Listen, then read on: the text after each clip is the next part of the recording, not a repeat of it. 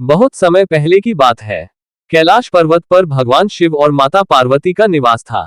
शिव और पार्वती के पुत्र भगवान गणेश ज्ञान और बुद्धि के देवता माने जाते थे। उनकी अत्यंत प्रिय सवारी थी एक छोटा सा चूहा, जिसे उन्होंने बड़े स्नेह और प्यार से अपनाया था। गणेश और उनके चूहे की कथा भारतीय संस्कृति में एक अद्वितीय और प्रेरक स्थान रखती है। इस कथा का हर पहलू हमें जीवन के गहरे और महत्वपूर्ण संदेश सिखाता है। कहानी की शुरुआत तब होती है जब भगवान गणेश ने एक बार अपने मित्रों के साथ खेलते हुए देखा कि सभी देवताओं की सवारियां बहुत बड़ी, तेज और शक्तिशाली थीं। भगवान शिव का वाहन नंदी बैल था, जो अत्यंत बलवान और शांत स्वभाव का था। भगवान विष्णु का वाहन गरुड़ था, जो आकाश में सबसे तेज गति से उड़ने में सक्षम था।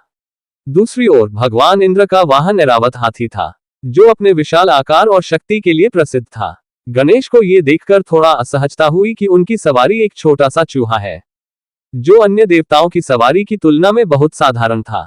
गणेश ने सोचा, मेरी सवारी इतनी छोटी और साधारण क्यों है? क्या इस छोटे चूहे के साथ मैं अन्य देवताओं की तरह महान और शक्तिशाली बन पाऊंगा? ये सोचकर वे अपनी माता पार्वती के पास गए और अपनी असंतोष व्यक्त किया। माता पार्वती ने बड़े स्नेह से कहा, पुत्र, शक्ति और महानता का मापन केवल बाहरी स्वरूप से नहीं किया जाता। ये चूहा भी अत्यंत विशेष और अद्वितीय है। जब समय आएगा तो तुम समझोगे कि इसे सवारी के रूप में पाकर तुम कितने सौभाग्यशाली हो। गणेश को माता की बातों पर संदेह हुआ, लेकिन उन्होंने अपने चूहे को लेकर कुछ भी नहीं कहा और अपनी साधारण सवारी के साथ जीवन जीते रहे। एक दिन देवताओं के बीच एक महान दौड़ का आयोजन किया गया। ये दौड़ इस बात का निर्णय करने के लिए थी कि कौन सा देवता सबसे तेज गति से पूरे ब्रह्मांड का परिक्रमा कर सकता है।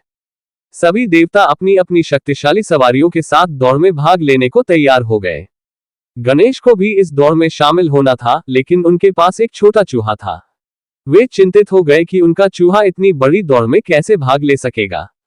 जैसे ही दौड़ शुरू हुई, सभी देवता अपनी अपनी सवारियों के साथ तेजी से आकाश की ओर उड़ गए। भगवान विष्णु अपने गरुड़ पर सवार होकर सबसे पहले आगे बढ़े। इंद्र अपने ऐरावत के साथ तेज गति से दौड़ने लगे। भगवान शिव भी अपने नंदी पर सवार होकर आगे बढ़े। गणेश ने अपने चूहे की ओर देखा और सोचा, ये छोटा सा चूहा इतनी तेज गति से कैसे दौड़ पाएगा। लेकिन तभी उन्हें माता पार्वती की बात याद आई। उन्होंने मन ही मन निश्चय किया कि वे हार नहीं मानेंगे। गणेश ने अपनी सवारी उस छोटे चूहे को पुचकारते हुए कहा, चिंता मत करो, हमें अपना मार्ग ढूंढना होगा। चूहे ने गणेश की ओर देखा और बोला, हे प्रभु, हम इस दौड़ को जीत सकते हैं, लेकिन हमें बुद्धि का प्रयोग करना होगा।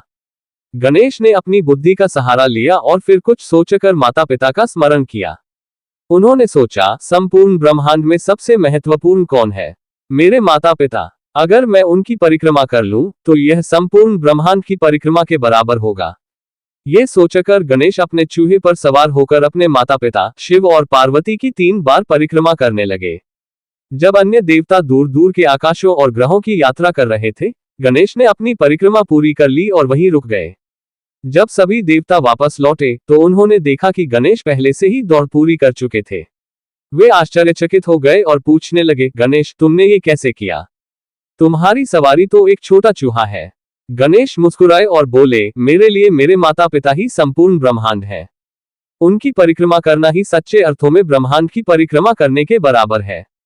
सभी देवताओं ने गणेश की इस बुद्धिमत्ता को सराहा और उन्हें विजयी घोषित किया। इस प्रकार गणेश ने यह साबित किया कि बाहरी शक्ति और आकार से ज्यादा महत्वपूर्ण होती है बुद्धि और विवेक।